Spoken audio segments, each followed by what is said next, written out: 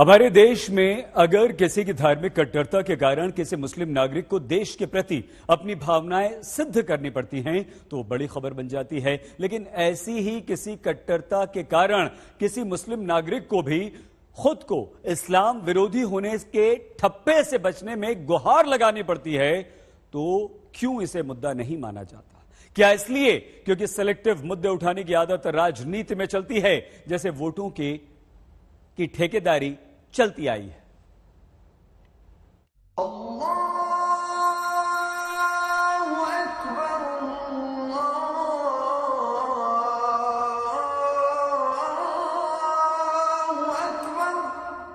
योगी सरकार 2O के वापस आने के बाद से बीजेपी के जो मुस्लिम समर्थक हैं उन पर हमले बढ़े हैं, उनकी मुश्किलें बढ़ी हैं। ताजा तरीन मामला भले ही मुरादाबाद का हो, जहां आरएसएस के पथ संचलन में शामिल हुए एक डॉक्टर के खिलाफ न सिर्फ फतवा हुआ है बल्कि उन्हें जान से मारने की धमकी मिली है। लेकिन सिर्फ मर्द ही नहीं, कई जगह महिला बीजेपी समर्थकों को भी मुश्किलों का सामना करना पड़ा है। और बरेली इसका खास उदाहरण है, जहां निदा खान, जो कि ट्रिपल तलाक को लेकर जिसने आवाज उठाई थी, वो जब अपने रिश्तेदार के घर एक फंक्शन में गई थी तो साफ साफ कहा गया कि पहले बीजेपी से तौबा करो, उसके बाद ही परिवार में घुसने की इजाजत होगी। ऐसे मामले आए दिन बढ़ते जा रहे हैं। मैंने उनसे पूछा कि तौबा की वजह क्या है, तो वो कहते हैं कि बीजेपी एक नॉन मुस्लिम पार्टी है और उसने क्या कहते हैं आज तक किसी भी मुसलमान ने, बरेलवी मुसलमान ने कभी इसका समर्थन और प्रचार नहीं किया और तुमने दोनों ही चीजें की जो कि दोनों गलत है और तुम्हें तौबा करनी पड़ेगी। धर्म का ठेका कोई भी ले तो जरूरी है दस्तक दी जाए। इस मामले में सेलेक्टिव होने की जरूरत नहीं। आखिर क्यों किसी मुस्लिम महिला निदा खान को बीजेपी के समर्थन करने पर धमकी दी जाती है? इस वजह को समझने के लिए हमने आपके लिए रिसर्च की है, जो बताती है कि CSDS के आंकड़ों के मुताबिक जिन सीट पर मुस्लिम आबादी 20% से कम, दावा है कि वहाँ 51% हिंदुओं ने बीजेपी को एक मुश्त वोट दिया। जिन सीट पर मुस्लिम वोटर की संख्या 20% से ज्यादा और 39% से कम है, वहाँ 59% हिंदू वोटर का वोट दावा है कि बीजेपी के खाते में जाता है। जबकि जिन सीट पर मुस्लिम मतदाताओं की तादाद 40% से ज्यादा हो जाती है, वहाँ पर हिंदू वोटर का 69% हिस्सा बीजेपी के पाले में गया। ऐसा दावा CSDS का पोस्ट पोल सर्वे करता है। अब एक दूसरी जानकारी देखिए, जो मुस्लिम वोटिंग पैटर्न में देखने को मिलती है।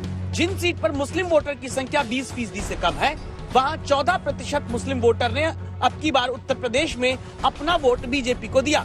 लेकिन फिर जिस सीट पर मुस्लिम मतदाता 20 से 39% के बीच है, यहाँ पर मुस्लिम वोटर का वोट घटकर 4% बीजेपी के पाले में आता है। लेकिन जिन सीट पर मुस्लिम वोटर 40% से ज्यादा हो जाते हैं, वहाँ पर मुस्लिम वोट में 4% से भी कम हिस्सा बीजेपी पाती है।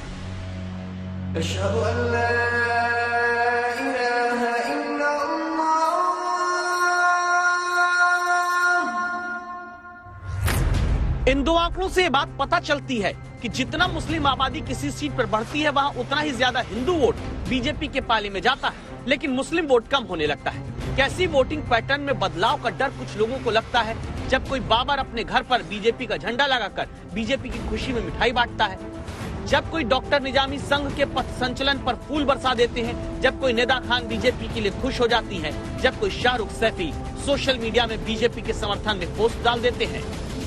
जो अभी भी ये हजम नहीं कर पा रहे हैं कि ऐसे कैसे आसानी से मुस्लिम समाज भारतीय जनता पार्टी के साथ जुड़ रहा है। इनकी दुकानें बंद हो गई हैं, जो फतवा फैक्ट्री चलाते थे इनकी दुकानें बंद हो गई हैं। इन जैसे तमाम और संस्थाएं जो थी, तो और एक वो विचारधारा जो सिमी के साथ चली थी, तो सिमी को तो बैन किया गया था, जो आतंकी संगठन डिक्लेयर हुई थी, लेकिन उस विचारधारा को तो अभी कहीं ना कहीं उसका वायरस तो घूम रहा है हवा में, उसको भी खत्म करने का काम अभी हम करेंगे। तो क्या धर्म के नाम पर छोड़ा हुआ कोई वायरस है जिसके कारण कानपुर में शकील अहमद की तरह कोई मुस्लिम नागरिक बीजेपी का झंडा अपने घर पर लगाता दिखता है तो कुछ लोगों को ये बात बुरी लगती है, इतनी बुरी कि वो जान से मारने की धमकी देने लगते हैं। मैंने बीजेपी का झंडा अपने घर के छत पे लगा दिया, जिससे उनको बहुत तकलीफ हुई और एक दिन उन लोगों ने उस झंडे को नोच कर फेंक दिया। इन्होंने मेरे साथ कई बार मारपीट की, तरह तरह के बहाने, तरह तरह के इल्जाम लगाकर लड़ाई झगड़ा करते रहे। शाहनवाज हुसैन के भाई राशिद हुसैन ने मुझसे बोला कि मैं तुम्हारी आंखें फोड़ दूंगा तुम्हारी गर्दन काट दूंगा, यहाँ के मुसलमानों के साथ मिलकर रहो। बीजेपी के साथ एक लंबे वक्त तक मुस्लिम विरोधी पार्टी होने का परसेप्शन बना रहा, लेकिन अब हल्का सा क्या बदलाव है ये। जैसे 2009 के चुनाव में बीजेपी को 3% मुस्लिम वोट मिला, 2014 से यही मुस्लिम वोट बीजेपी का बढ़कर 8.5% और उसके पार पहुंचने लगता है। आंकड़े ये भी बताते हैं कि 2017 के 6% मुस्लिम वोट से बढ़कर बीजेपी इस बार 8% मुस्लिम मत यूपी में हासिल कर चुकी है। तब क्या अब तक सिर्फ मुस्लिम वोटर के दम पर अपनी जीत सुनिश्चित करने वाली सोच बीजेपी की तरफ मुस्लिम वोटों को बढ़ता देखकर निराश होने लगी है। दशकों तक कुछ राजनीतिक दलों ने सिर्फ वोट बैंक की राजनीति की। कुछ लोगों को ही वायदे करो, ज्यादातर लोगों को तरसा कर रखो।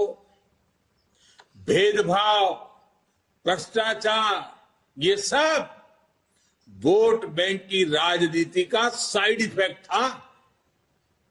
लेकिन भाजपा ने इस वोट बैंक की राजनीति को न सिर्फ टक्कर दी है, बल्कि इसके नुकसान देशवासियों को समझाने में भी सफल रही। यूपी में जो लोग मुस्लिम नागरिकों के बीजेपी के समर्थन में आवाज उठाने, वोट देने, लड्डू बांटने, झंडा लगाने के बाद कट्टरता से इनका विरोध कर रहे हैं, उन पर कार्रवाई प्रशासन कर रहा है। जरूरी यह है कि विरोध का अपराध बंद हो, ताकि किसी मुस्लिम नागरिक को किसी भी दल को वोट देने के बाद इस्लाम विरोधी होने का ठप्पा देने वाली ठेकेदारी न चल सके।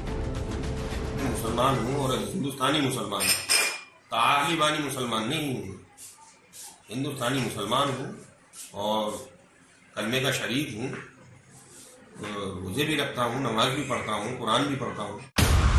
कुमार अभिषेक, लखनऊ आज तक।